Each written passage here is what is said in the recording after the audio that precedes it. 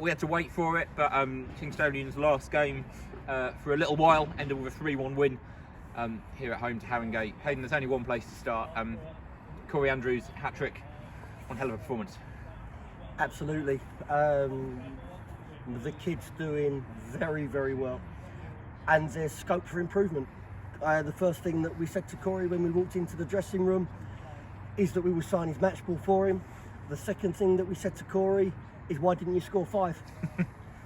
The guy's doing really well. He's a very big part of this project, and will be a very big part of this project in the long term.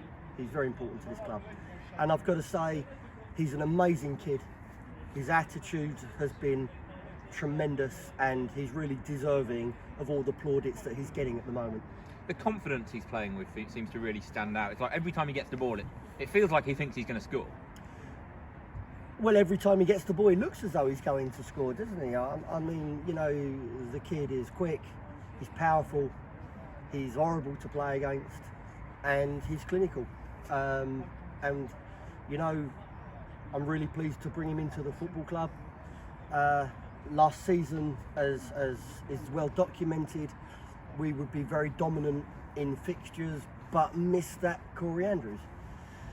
Corey Andrews, Elliott, Buchanan, who is also very important because I think playing in a 2 brings the best out of Corey again. These guys are helping us raise the bar. I was going to mention Elliott. I think when he joined in the summer, the expectation would be he'd be the kind of main out-and-out goal scorer. But how impressed and grateful are you is for the almost selfless role he's playing alongside Corey tonight, where he's dropping deeper, he's winning flick-ons for the 3rd goal, without getting on the score sheet himself. You've only got to know Elliott to know that he's a real team player. And in meeting him in the summer and working with him, very quickly you established that this wasn't the normal centre forward with the ego the size of China who was just playing for himself, the striker that the team loses 2-1, he goes home happy if he scores. He's not that man. Elliott is a team player. I've said before in these interviews, as an example, when we played Merstham, how Elliott sacrificed himself for the team.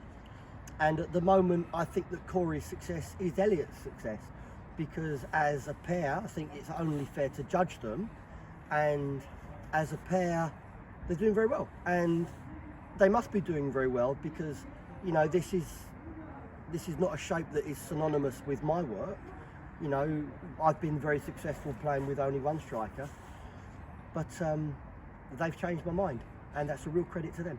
Yeah, you mentioned the shape. We had 2 up front, but also it was a back 3 today. I know that's something you talked a little bit about and did a little bit in pre-season, but what brought on that change tonight, and how happy are you with how that worked? Well, what brought on the change is, I think in football there is opinion and there is fact. And the fact is that we're conceding too many goals.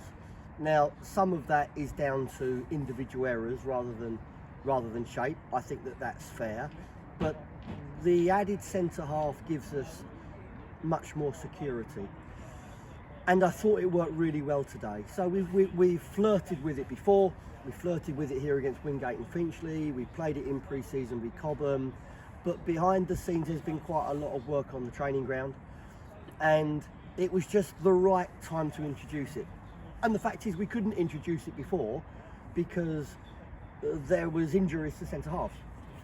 Harry's been injured, Jake has been injured, but you know, in a day that everybody will speak of Corey, I would like to speak of the back 3. I would like to give Jake a special mention, a guy that has played virtually no football for quite some time now.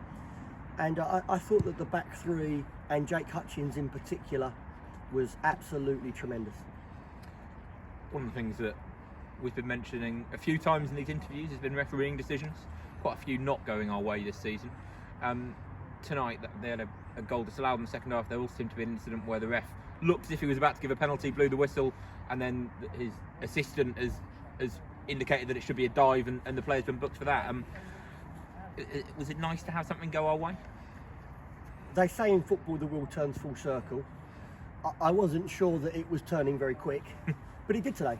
It did today, and in a way that makes up for the mistake at Enfield, where in the last minute the fella dives, we concede a free kick and we lose the game as a consequence. I think that would have brought it back to 2-2 had they scored the penalty. I can't remember if it was 2-2 yeah, or 3-2. I think it would have brought it back to 2-2. And so, yeah, listen, I'm not just saying this because we've won. It looks as I am, but it's not. But if you speak to the referee before the game and how he handled the delay and how he handled both sets of dressing rooms, he refereed the game with a lot of common sense and was very well assisted by the officials in general, I thought. The delayed kickoff means that our game here ended up being the last game in the country with fans for the foreseeable. You've obviously got a month off now where you can't even train.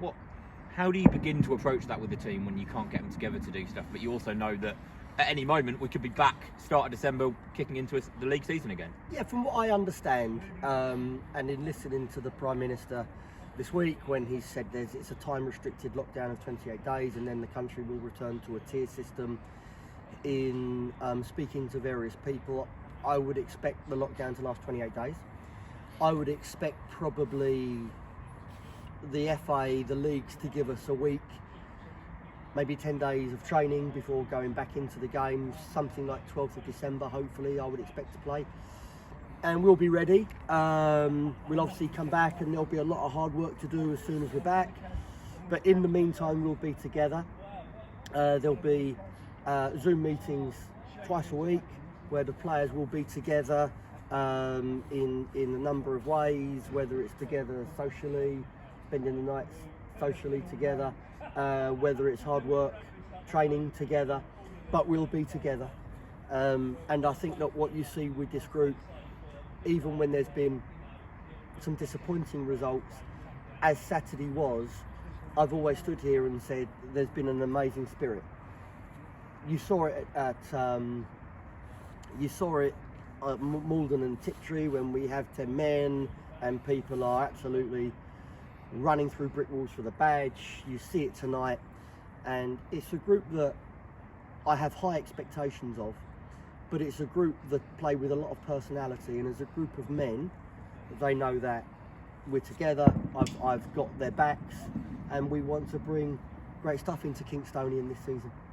Well, the news about a kind of 10 days once we can come back will be bad news for those fans with Lewis away marked on their calendars at the start of December, but apart from that, let's hope we're back as soon as possible.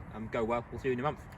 Yeah, we'll see you in a month. I think it's a big day for the club. I think it's a big day for the team. And what I mean by that is I think that there's pivotal moments in a season, and for us to go into lockdown in the top 6, I think is a mark of how we're improving. It's a good way to sign off, and we've certainly got the top 5 in our sights when we get back, whenever that is. Great. We'll see you soon.